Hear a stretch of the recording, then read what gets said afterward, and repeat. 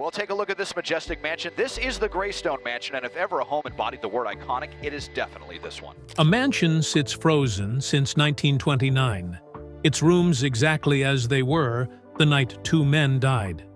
The guest bedroom door was locked and never opened again. The family performed a cleansing mass, but strange things kept happening. Guards heard footsteps when no one was there. Shadows moved past mirrored doors at midnight. This wasn't the only house. Across old Hollywood, mansions remained trapped in time, holding secrets their famous owners took to the grave. What happened in these walls wasn't just scandal. It was something much darker. Pickfair. It started as a hunting lodge surrounded by dusty hills, far from the glitter of the growing city. But in 1919, that quiet patch of Beverly Hills turned into something else. Mary Pickford and Douglas Fairbanks bought the land and didn't just build a house. They built a statement. They turned timber and stone into a 22-room palace that made the world look twice. They called it Pickfair. The press turned it into legend. And soon, it wasn't just a home. It was the heartbeat of old Hollywood. It had 18 acres of green stretching wide and proud, with tennis courts, stables, and secret paths snaking past manicured hedges. The ballroom could hold 100 without breathing heavy, a private screening room, a speakeasy hidden behind bookshelves, and a dining room that knew how to keep secrets. The place was dressed in a strange mix, part Spanish mission, part colonial revival. But every piece whispered power. Mary Pickford, the girl with curls who ruled the silver screen. Douglas Fairbanks, the swashbuckler who swung from chandeliers and made men want to be him. Together, they were Hollywood's first royalty, and their castle matched their fame. Sundays smelled like champagne and cigar smoke. Brunches stretched till dusk. The guest lists didn't need checking. Chaplin, Hemingway, Einstein, Valentino. If you wanted to matter, you had to be seen at Pickfair. There were stories of secret passages, doors that only opened if you knew the trick. Some said they were for the staff. Others said they were for stars who wanted in without being seen.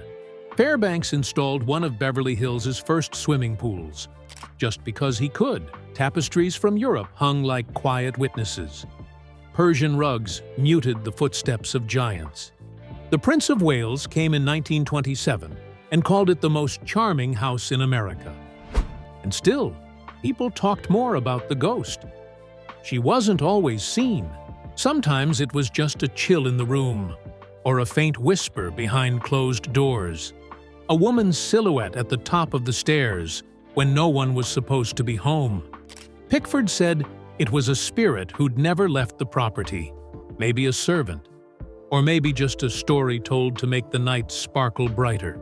But then guests started seeing her too, and laughing a little less. By 1936, the storybook cracked. Pickford and Fairbanks divorced. He moved out. She stayed. She married Buddy Rogers and lived in the house like it was still 1925. Even as the world outside changed. The parties faded. The rooms fell silent. Pickford became a shadow inside her own mansion. Decades passed, and the laughter in the ballroom turned into creaks and sighs. After she died in 1979, Buddy Rogers said he saw her, a woman in white, just standing there. He said she didn't speak, just looked at him, like she was ready to go. He took the hint and sold the house. But Pickfair didn't rest easy. Jerry Buss, the next owner, felt something strange too. He didn't stay long. Then came Pia Zadora and her husband, hoping to restore it. But what happened next still stirs arguments. In 1990, the mansion was demolished. Pia first blamed termites, said the wood was unsalvageable. But that story changed. She later said it wasn't termites. It was the ghost, a woman who she believed had once been Fairbanks's mistress. She said the spirit only came when her husband was away. And when it came, It came for her children. She said you could live with pests. You couldn't live with the dead. Greystone Mansion. Greystone Mansion wasn't just big, it was sprawling. 46,000 square feet across 55 rooms, with 16 acres of gardens and a roofline that looked like something lifted from a foggy English moor. When oil tycoon Edward Doheny Sr. gave it to his son Ned in 1928, it was the most expensive home ever built in California. Over $3.1 million back then, nearly $57 million now. But all that money didn't buy peace. 4 months after Ned moved in with his wife Lucy and their 5 children, something snapped inside those polished walls, and what followed never fully healed. On February 16, 1929, the house fell quiet around 11 p.m., right before the gun went off. Ned Doheny and his longtime friend Hugh Plunkett were both found dead in a guest bedroom. Ned had hired Hugh as his personal secretary years earlier, but they'd known each other far longer than that. Investigators said it was a murder-suicide. They claimed Hugh, angry over not getting a raise, shot Ned, then turned the gun on himself. But that explanation never sat right. The revolver belonged to Ned, not Hugh. And when the church refused to bury Ned in the family's Catholic plot, people began whispering that maybe it was Ned who had pulled the trigger, or maybe someone else had. The deeper truth was tangled in bigger problems. Ned and Hugh were both tied to the Teapot Dome scandal, one of the most corrupt chapters in American politics. Edward Doheny Sr. had secretly funneled $100,000 to the Secretary of the Interior in exchange for oil drilling rights. Both Ned and Hugh were drawn into the investigation. Some said the pressure was too much. Others wondered if a third person had come to the house that night, someone with something to lose. Either way, by morning, 2 men were dead, and Lucy Doheny was left to seal up a room no one dared enter again. She didn't run. She locked the guest room, called in a priest to perform a cleansing mass, and kept raising her children there. She even remarried while still living in Greystone, staying until 1955. The mansion never really moved on. The furnishings stayed as they were in 1929, tucked beneath heavy curtains and high ceilings. But the air shifted. Visitors said the marble halls felt colder than they should. Guards whispered of footsteps echoing when no one else was around. Some even claimed to see shadows glide by the mirrored French doors late at night. People said the place was haunted. Maybe it was just grief left behind with nowhere else to go. After Lucy left, Greystone nearly disappeared. Developers cut up the land around it, creating the upscale Trousdale Estates. In 1963, billionaire Henry Crown bought what was left and drew up plans to demolish the mansion itself and build tract homes. But the public refused to let it happen. The city of Beverly Hills stepped in and bought the estate in 1965. By 1971, the gardens were open to the public, though the mansion mostly stayed closed. It was leased to the American Film Institute for $1 a year, starting in 1965. Filmmakers walked its creaky halls, holding scripts where oil barons once held cigars. But even with all that activity, little changed inside. The damask wallpaper began to peel. The silver lost its shine. The fountain in the inner courtyard dried up. But that decay only made it more cinematic. The mansion appeared in The Witches of Eastwick, There Will Be Blood, Ghostbusters, and dozens more. Its grand staircase became instantly familiar, even to those who never knew its name. Still, the guest room where Ned and Hugh died stayed sealed. Its past never fully explained.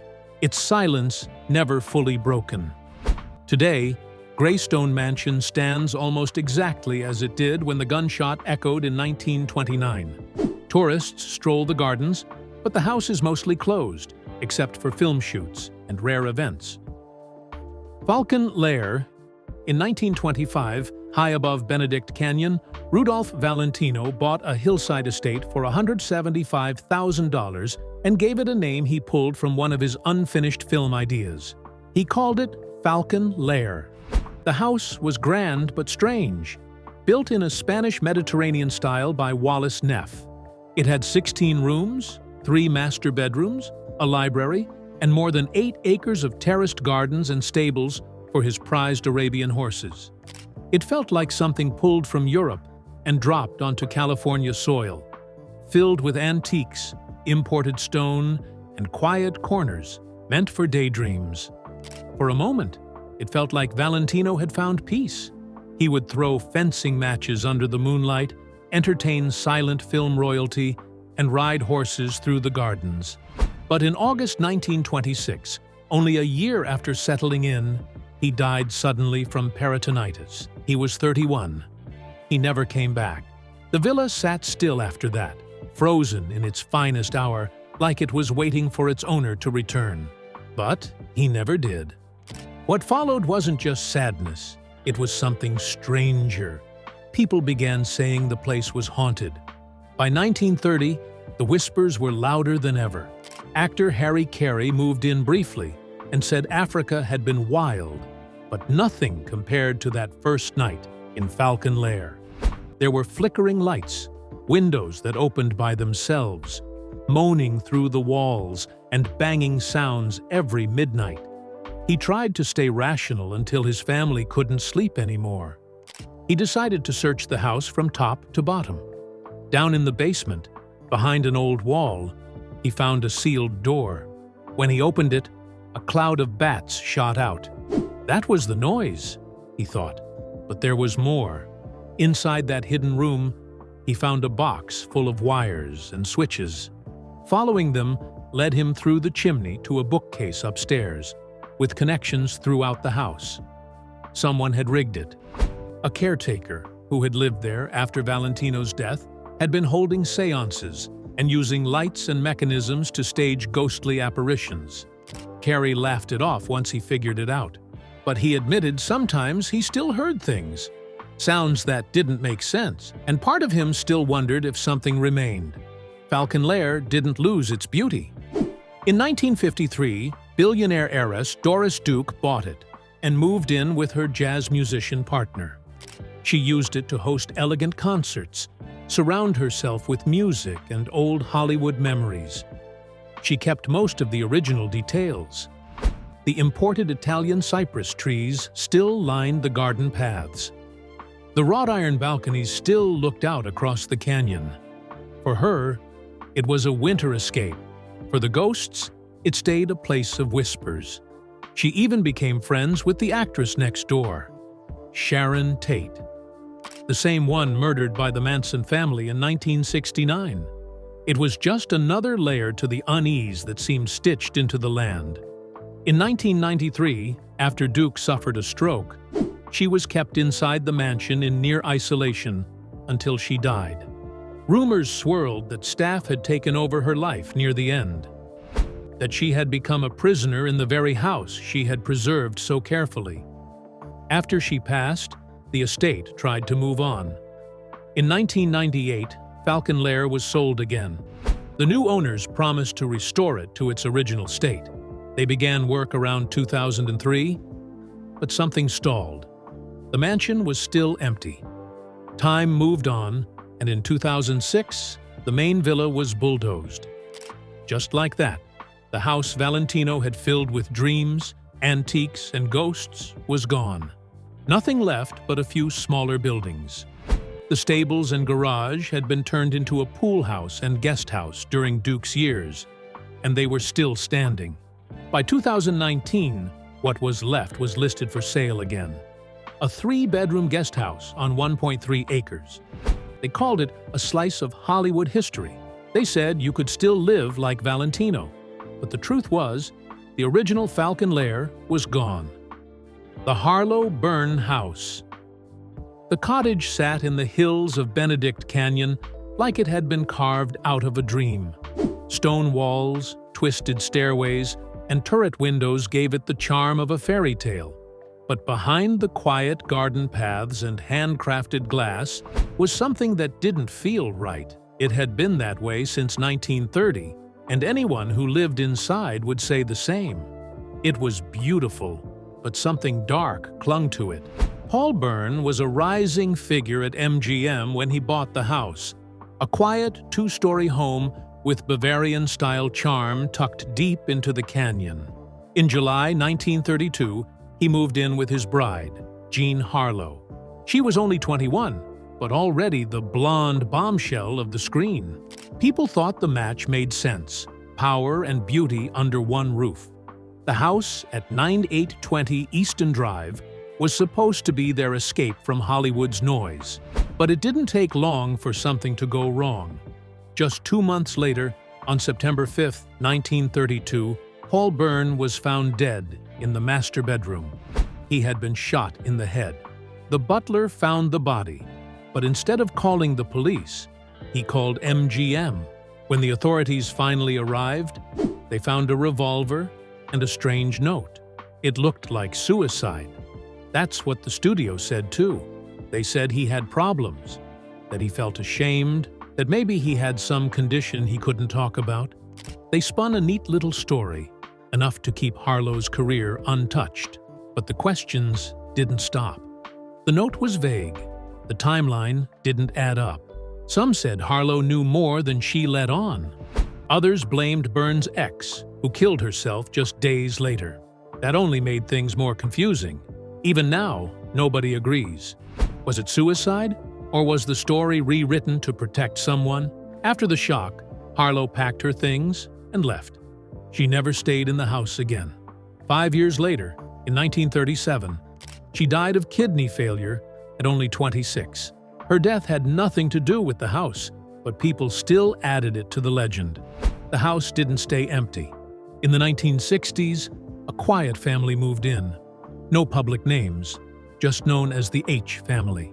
They said strange things happened from the first night. Mrs. H said she was standing near the bedroom where Bern had died when a whisper came from nowhere. It said, "Please help me." She hadn't imagined it. Others in the house heard things too. Footsteps without anyone there. Cold air in rooms that should have been warm. Lights flickering on when no one was near the switches. The sound of a woman crying late into the night. The kind of crying that made your chest ache just listening. A chandelier moved on its own. Doors knocked when nobody was outside. Once, a family member felt a hand on their shoulder, turned around, and saw no one. The crying always came back, around 2 in the morning. Some thought it was Harlow's spirit, caught between grief and warning. After a few years of trying to live with it, the family gave up. They left the house and didn't look back. In the 1970s, it sat empty, quiet again, but the air around it still didn't feel clean. Then, in 1963, J. Sebring bought the house. He was a Hollywood hairdresser, famous for his style, and in 1964 he was dating Sharon Tate. She stayed at the house once in 1966, and what she experienced there never left her. In an interview later published in Fate magazine in 1970, Tate said she woke up and saw a short man in the bedroom. He didn't speak. He just stood there. She ran down the stairs, but what she saw next was worse. A shadow figure was lying on the staircase, its throat cut, tied up with rope. It looked like a murder scene. Some people said the short man matched Bern's build. Others said the slashed image on the stairs was something else entirely. A warning, maybe. In August 1969, Tate and Sebring were both killed by the Manson family at another home in Benedict Canyon, 150 Cielo Drive. They weren't living at Easton anymore, but after their deaths, the story from that 1966 night felt like something deeper. Some said it was a vision. Some said Bern's ghost had tried to warn her. Nobody could explain it, but once again, the number 26 came up. Sebring died at the same age as Harlow. Howard Hughes's hacienda. At just 19, Howard Hughes didn't walk into the house. He crashed through its gates in a red sports car, jumped out, and said he'd take it, no matter the cost. The year was 1928. The Spanish colonial mansion at 211 South Muirfield Road wasn't even finished yet. But Hughes had already made up his mind. He moved in soon after, with his new wife, Ella, and the timing couldn't have been more dramatic. He was stepping into Hollywood right as the town was exploding with talkies and stars. And here was this young man, flush with inheritance, already dreaming of planes, movies, and breaking records. The house was no ordinary home. It had 30 rooms, built around a large courtyard like the old Californian ranchos. There were thick adobe walls, red clay roof tiles, arched wooden doors, iron balconies, and a cantilevered second floor that looked like it had been lifted straight from Monterey's old villas. Inside, the ceilings rose with exposed wood beams. The floors danced with colorful Spanish tiles, and the air held a stillness that made every creak feel like a secret. It even had a basement wine cellar that Hughes later turned into a private screening room. The backyard stretched wide, with citrus trees and a vintage swimming pool curving beneath the sky. But the walls didn't always echo with laughter. Hughes was already beginning to pull away from real life. While Hollywood saw a charming, brilliant aviator on magazine covers, Ella saw a husband who disappeared into his work for days.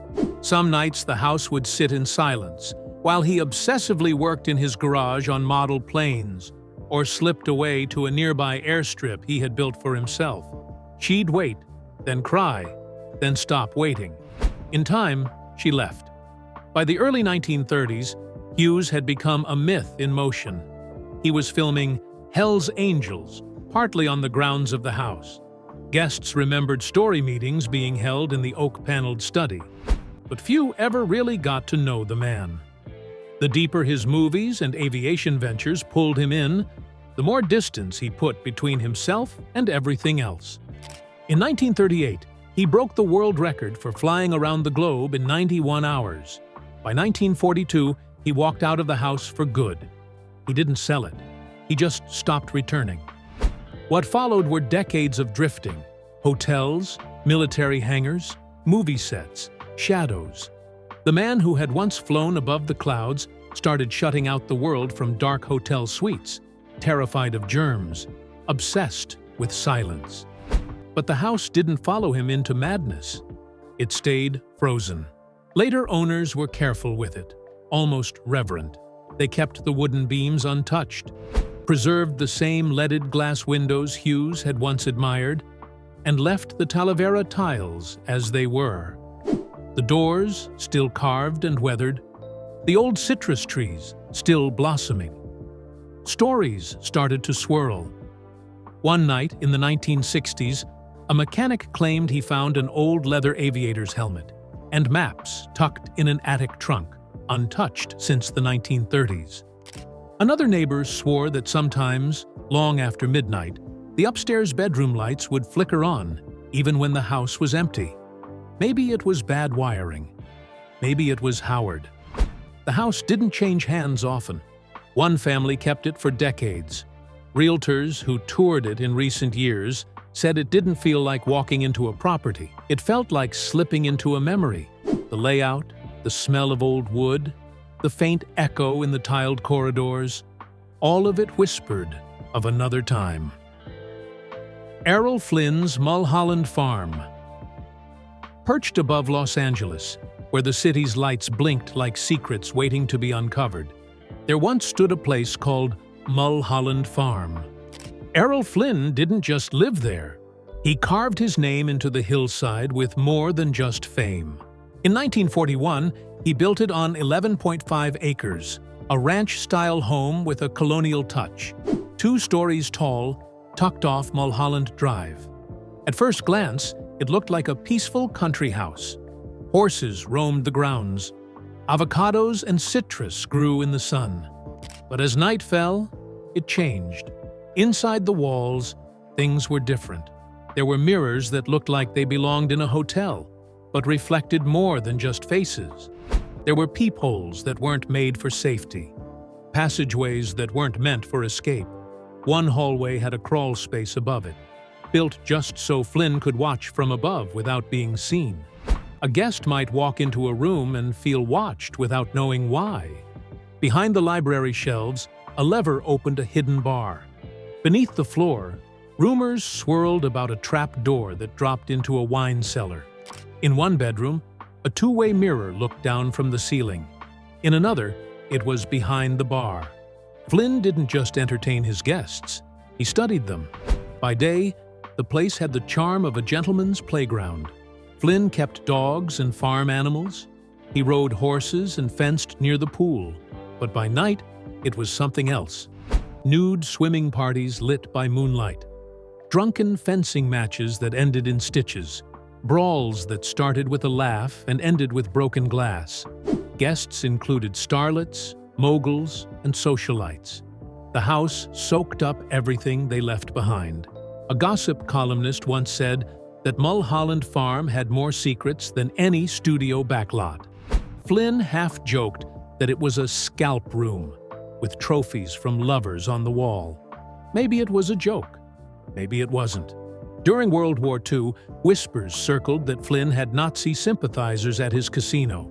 No evidence proved it, but the rumors didn't go away. After Flynn died in 1959 at age 50 during a trip to Canada, the farm didn't settle. It just changed hands. In the 1960s, Stuart Hamblin moved in. He was a Christian songwriter who didn't drink or gamble. But even he avoided certain rooms. His children refused to step inside the old casino. They said it gave them chills. They didn't know why. Then, in 1980, Ricky Nelson bought the place. He had grown up watching Flynn's films. There was something about the house that pulled him in. He said it felt like Flynn still lingered. His daughter, Tracy Nelson, later said the family heard things. Not whispers or creaks, but full crashes. Like a party was raging somewhere deep inside the walls. Glass smashing, furniture tipping. When they ran to check, nothing was broken. Nothing was touched. The noise vanished the moment they arrived. One night, Tracy woke up to chaos. It sounded like the house was falling apart. But come morning, everything was still. Ricky told her, "Oh, that's only Errol." He said it like he meant it. Like Flynn wasn't gone. Tracy believed the spirit grew louder before her father's death. In December 1985, Ricky died in a plane crash. Not long before, someone claimed to have seen Flynn sitting on a bed like he never left. Children of guests refused to enter Flynn's old room. They hadn't heard the stories. They just felt something strange and turned away. After the crash, the house emptied out.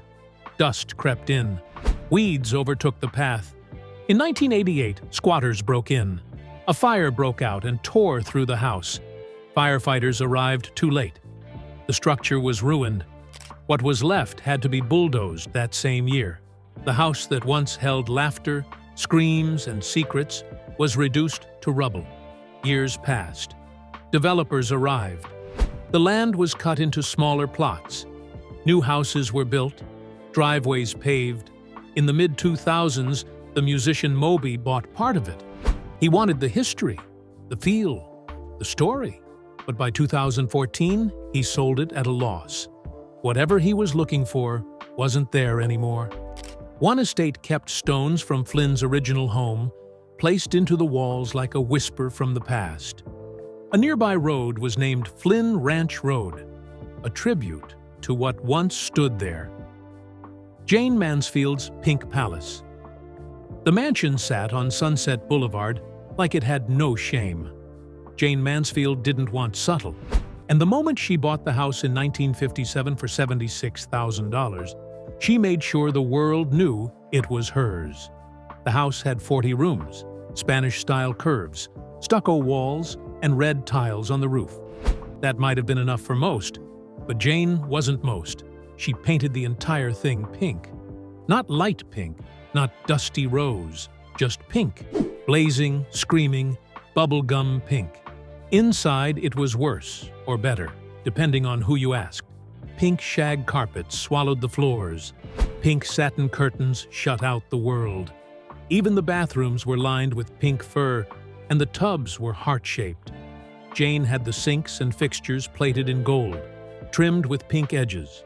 The wallpaper, the rugs, the ceilings, all pink. If it didn't come in pink, it didn't belong. Her husband, Mickey Hargitay, a former plumber turned Mr. Universe, went out to the yard and built her a heart-shaped swimming pool. At the bottom of it, in gold leaf mosaic, were the words, "I love you, Jayne." That pool became a legend. So did the champagne fountain in the living room that was supposed to spout pink champagne on cue. Whether it ever actually did, no one could say, but it didn't matter. The story lived on. The front yard had plaster cupids washed in pink floodlights. Inside, there were pink poodle-shaped lamps, a scallop shell sofa, a pink piano, and a giant neon sign over the door that blinked, "Jayne's a success." She didn't buy much. Instead, she wrote letters to companies asking for samples, saying they'd get free publicity if their items were seen in her home. It worked. She bragged she got more than $150,000 worth of furniture and appliances for free. She made the house her stage. Life magazine showed up in 1960 and took pictures. She posed in bikinis by the pool, stood in front of mirrors in her dressing room, and turned the mansion into an extension of her brand. Parties were loud, odd, sometimes exaggerated. Rumors said the fountains ran with champagne, though that might have just been reporters getting carried away. Sinatra visited. Raquel Welch dropped in. There was a room where everything was pink and shaped like a heart, even the phone. Jayne called it the Pink Room, her romantic escape. But the pink started to fade when her career did. By the mid-60s, her movie roles slowed down, and her marriage cracked apart. She and Mickey divorced, and Jayne found herself in financial trouble. She thought about selling the house, but never went through with it. She died in a car crash in 1967. She was 34. After that, the Pink Palace stopped changing. It was frozen. Her 3 kids, including Mariska Hargitay, moved in with their father. The house stayed pink, untouched, a weird museum to a woman who'd once turned her life into a performance. People crept around the gates to catch a glimpse of the heart-shaped pool. Her things were still there: the shag, the neon, the fake fur. In the 70s, someone else finally moved in. Ringo Starr lived there for a while. No one knows what he really thought, but maybe the madness amused him. In 1976, Engelbert Humperdinck bought it, and he didn't dare repaint. Fans would have revolted. Engelbert kept the place intact. He even gave tours to friends and guests, walking them through Jayne's bizarre legacy. He knew he was living in a time capsule. By the 80s and 90s, it had become a relic. The house didn't fit in anymore. Not in a neighborhood that kept upgrading, but it was clean, preserved. The mirrors still reflected back the past. The carpets still held their fluff. Engelbert hung on, but by 2002, he gave in. Developers offered money. The Pink Palace didn't have historic protection. It was sold and marked for demolition. In November of that year, the wrecking crew showed up. The heart-shaped pool was torn out. The cupids shattered. Collectors grabbed what they could: pieces of pink tile, chunks of the front fountain. They were souvenirs of something strange and bold. Where the palace once stood, a much larger mansion rose up, beige and new, with nothing left of Jayne.